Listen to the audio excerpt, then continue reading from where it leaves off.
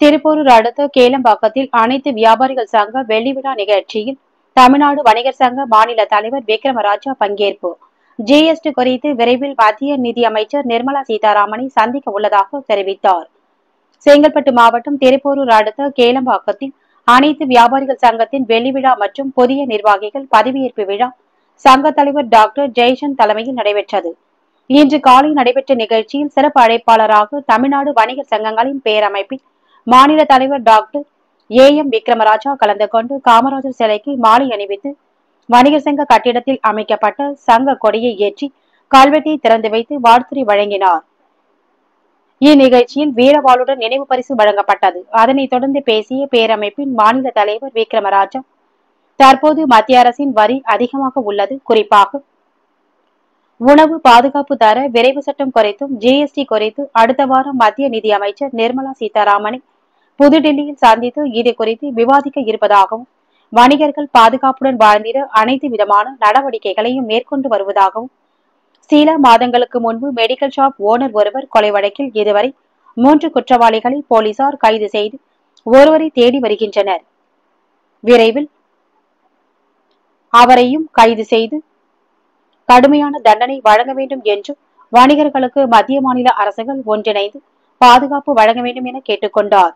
இந்நிகழ்ச்சியில் தொகுதி செயலாளர் முனியாண்டி, மாவட்ட துணைத் தலைவர்கள் சுப்பிரமணி, சுதாகர், பாஸ்கர் உள்ளிட்ட மாநில மாவட்ட பொறுப்பாளர்கள் பலர் கலந்து கொண்டனர்.